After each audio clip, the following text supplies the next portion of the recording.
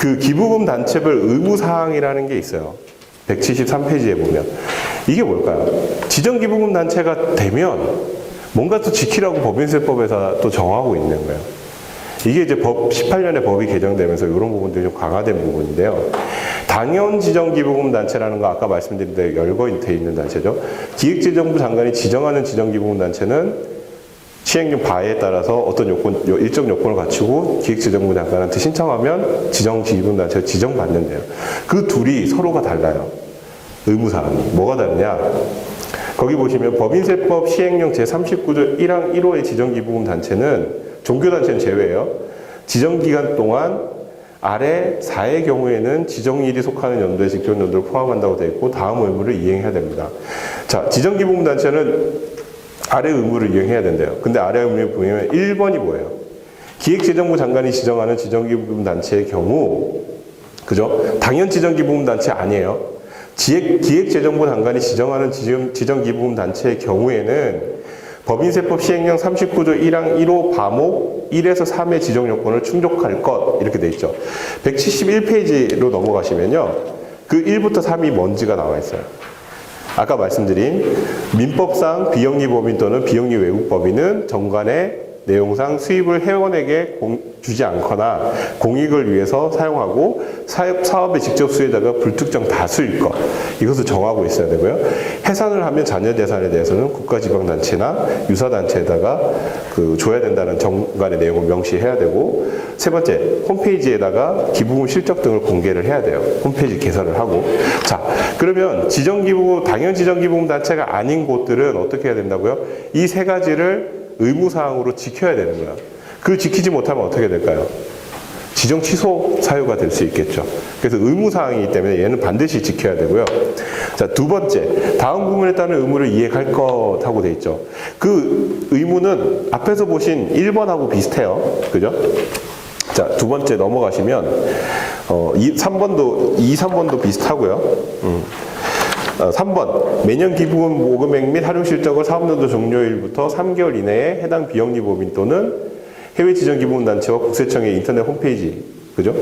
해외 지정 기부금 공개할 것 돼 있죠. 그리고 국세청 인터넷 홈페이지에는 법인세법 시행규칙 별지에 따라서 연간 기부금 모금 활동 실적 명세서에 따라 공개해야 된다. 요거는 서식이 아예 딱 거기에 올라가 있어요. 그래서 거기 홈텍스트 들어가셔갖고 거기에 맞춰서 하시면 되고 나중에 이 두 개를 작성하는 게 되게 불편하잖아요. 그럼 그 서식을 그대로 홈페이지에다 그냥 공시를 하면 돼요. 그죠? 그럼 공개하면 똑같은 거예요. 자, 그리고 4번. 아까 특정 정당에 대해서 선거 이런 거 하면 안 된다 그랬죠. 근데 이거는 아까 위에서 보시면 하나 있었어요. 4번은 언제? 4번은 지정일이 속하는 연도에 직전 연도도 포함해서 지켜야 된대요. 그러니까 올해 지정하는 2020년에 지정받으면 이때만 지키는 게 아니라 2019년도에도 이걸 지켰어야 된다는 거예요. 그죠? 요런 규정들이 다른 규정하고 다르게 규정하고 있기 때문에 사실 잘 챙겨봐야 되는 거예요. 그냥 넘어가면 2020년만 지키면 된다고 생각하실 수 있어요. 자, 그건 유념하시고요. 자, 5번, 6번, 7번부터는 사실상 이게 상속증여세법에 있는 개념들이에요. 자, 각 사업연도의 수익사업의 지출을 제외한 지출액의 100분의 80 이상을 직접 고용목표 사업에 지출할 것. 이 말이 뭐예요? 이 말이 뭐예요? 우리 아시는 분? 운용소득의 80% 쓰라는 규정인가요? 아니에요.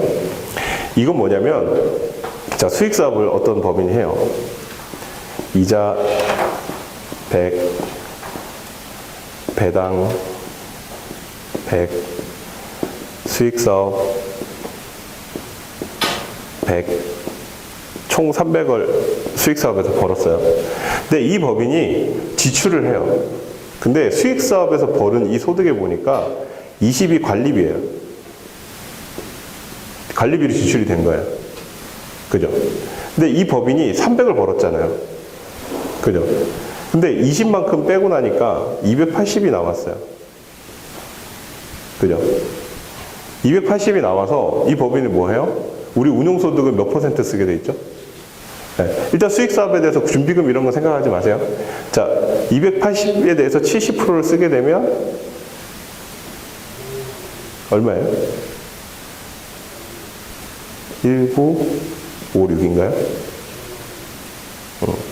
그죠? 195.6. 그죠? 뭐 195라고 할게요, 그냥. 자, 196이라고 할게요. 자, 196을 써야 되는 거예요. 그럼 이 법인은 지출을 196 플러스 20만큼 했잖아요. 그죠? 그러면 총 지출액은 216이래요. 근데 여기서 뭐라고 돼 있어요?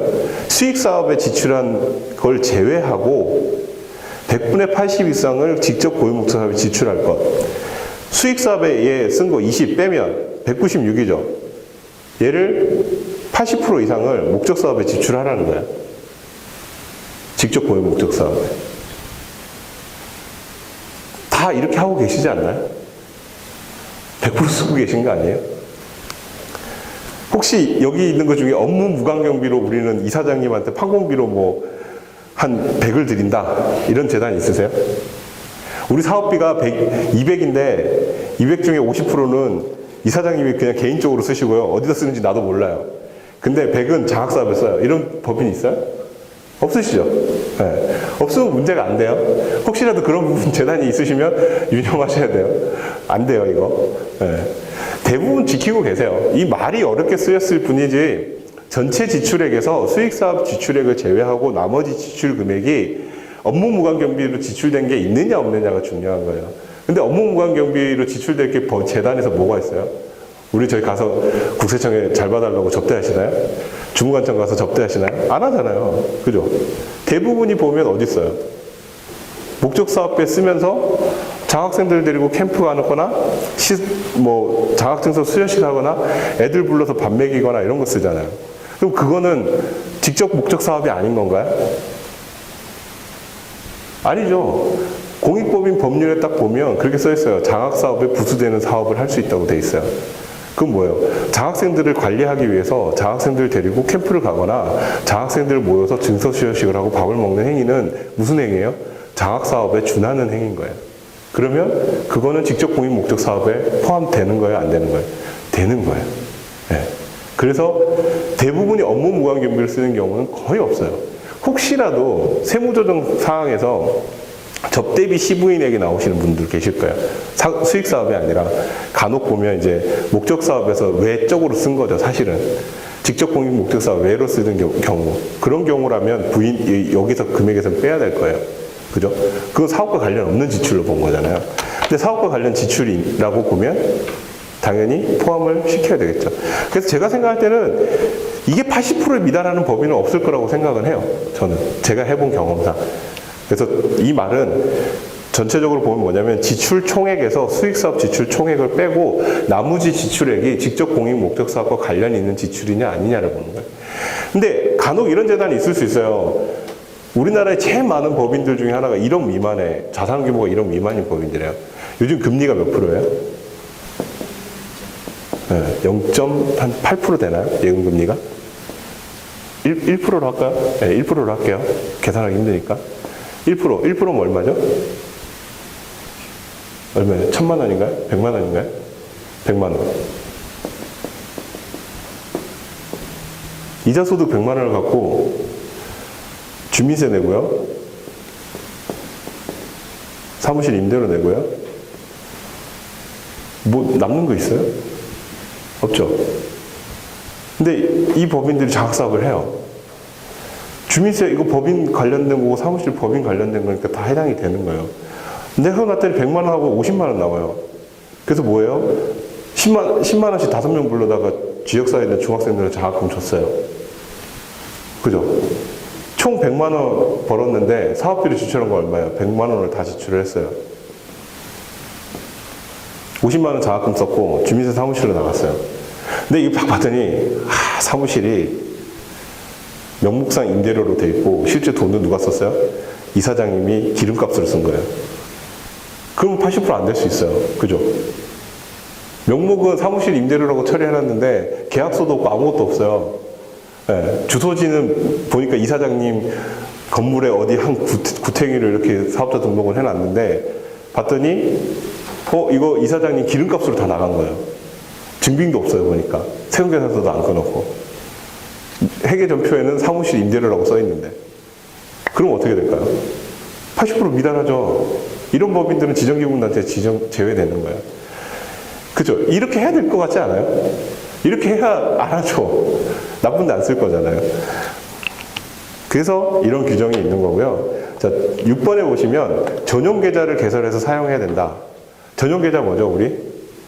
공익사업을 하려면 공익사업에 들어가는 재원은 다 전용 계좌를 통해서 나가야 되고, 그게 100만 원 이상 나가지 않을 경우에는 가산세 규정이 있고 뭐 이런 것들 있잖아요.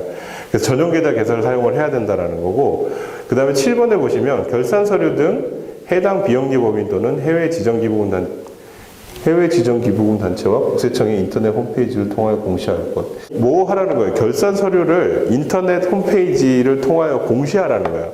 근데 이 공시 의무가 누구에게 있죠? 모든 법인이 공시하나요?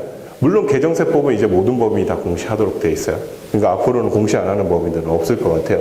다만 사업년도 종료일 현재 총 자산가액이 5억 이상 또는 해당 가세기간의 수익금액과 출연받은 그 재산가액의 합계액이 3억 원 이상인 공익법인, 이거는 의무공시 대상에 해당되는 법인이 아니기 때문에 제외됐었는데, 이제는 개정세법에서는 다 공시해야 됩니다.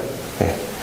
자, 8번 공익법인 등에 적용되는 회계 기준에 따라 외관법상 외부 회계 감사를 받아야 된다. 근데 이건 일정 자산 규모가 있죠. 네, 자산 규모에 해당하는 경우에 받는 거고요. 그러니까 그 미만이면 안 받으셔도 되는 거예요. 자, 6, 7, 8번 의무사항은 2019년 1월 1일 이후 개시하는 사업연도 분부터 적용받는다고 돼 있어요. 6, 7, 8. 그죠? 그러니까 지금까지는 이 법이 2018년에 법이 개정이 됐기 때문에 그거와 관련된 법인세법 개정이 돼서 2019년 1월 1일 이후 개시하는 부분부터 적용된다는 내용이 있는 거고요. 그래서 이런 부분들이 바뀐 게 뭐냐면 2018년에 상속증여세법상 공익법인의 범위를 새롭게 규정을 하면서 이런 부분들이 다 연계돼서 변경이 되게 된 겁니다.